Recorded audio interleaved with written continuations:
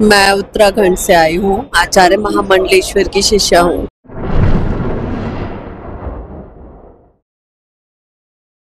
এই পোড়া দেশে ধর্মীয় আখ্যান আজ এমন একটা পর্যায়ে পৌঁছেছে যেখানে ভণ্ডামি আর প্রতারণাই যেন আধ্যাত্মিকতার নতুন সংজ্ঞা হয়ে উঠেছে। আর এর সবচেয়ে বড় উদাহরণ হলো হর্ষা রিচারিয়া।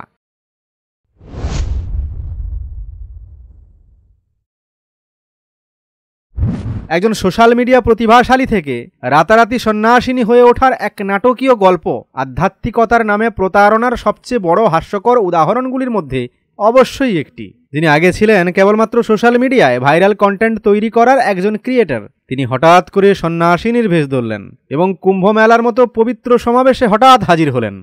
আর সন্ন্যাসিনী হওয়ার জন্য তার প্রস্তুতি ছিল চমৎকার। বিউটি পার্লার থেকে কৃত্রিম জটা লাগিয়ে এবং সন্ন্যাসীদের পোশাকে মোড়ানো তার সাজটা এমন যেন আধ্যাত্মিকতার বাজারে নতুন কোনো পণ্য হাজির হয়েছে।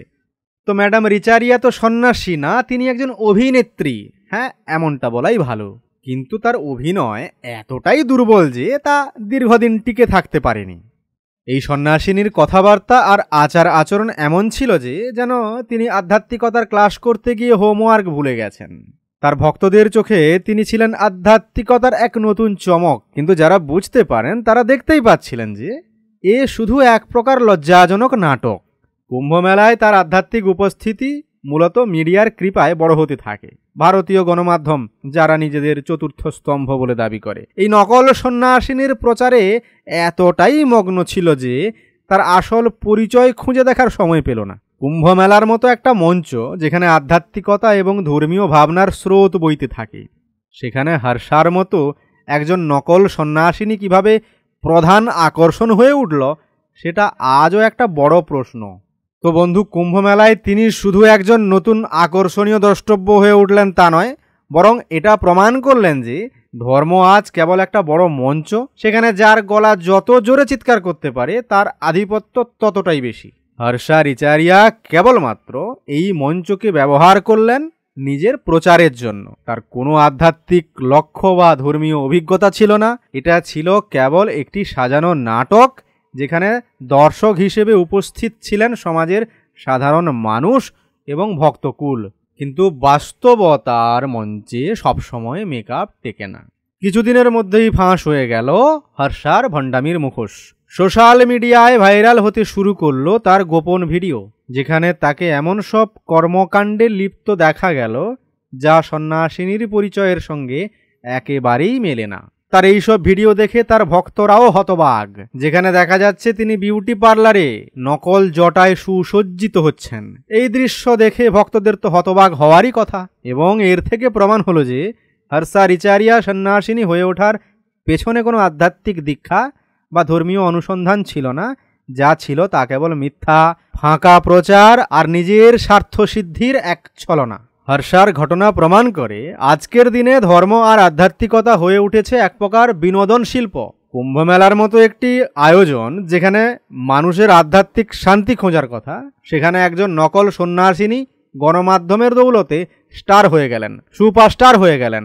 গণমাধ্যমের ভূমিকা এখানে ছিল সবচেয়ে লজ্জাজনক। গণমাধ্যম যদি সামান্য দায়িত্ব নিয়ে তার অতীত খুঁজত, তবেই বুঝতে পারত যে এই সন্ন্যাসিনী, নকল জটাধারী এই সন্ন্যাসিনী শুধুমাত্র একজন সোশ্যাল মিডিয়া কন্টেন্ট ক্রিয়েটর। কিন্তু মিডিয়ার কাছে নতুন খবর আর নতুন আকর্ষণ তুলে ধরা এতটাই জরুরি হয়ে পড়েছিল যে তারা নিজেরাই সত্য মিথ্যা যাচাই করার প্রয়োজন বোধ করেনি। অন্ধবিশ্বাসের এক চূড়ান্ত পরিহাস। ভারতীয় সমাজের ধর্মীয় অনুভূতি বরাবরই সহজে প্রতারিত হওয়ার প্রবণতায় ভরা। হর্ষার মতো এক নকল সন্ন্যাসিনীর জনপ্রিয়তা সেই বাস্তবতাকেই তুলে ধরে। মানুষ কেন এমন ভণ্ডামির শিকার হয়? কারণ ধর্মীয় বিশ্বাস এখানে যুক্তির চেয়ে আবেগের উপর বেশি নির্ভর করে।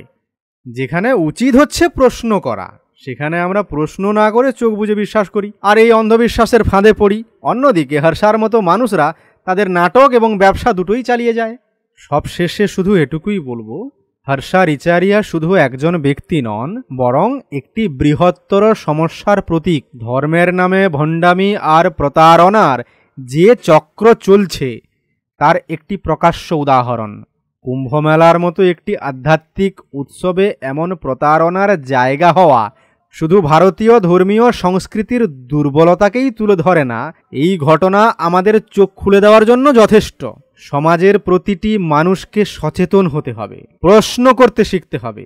ধর্ম আর আধ্যাত্মিকতার নামে যারা ব্যবসা চালায় তাদের বিরুদ্ধে রুখে দাঁড়াতে হবে, আর যারা হর্ষার মতো ভণ্ডামি চালিয়ে যান তাদের মুখোশ টেনে খুলে দিতে হবে। এটাই সময়ের দাবি।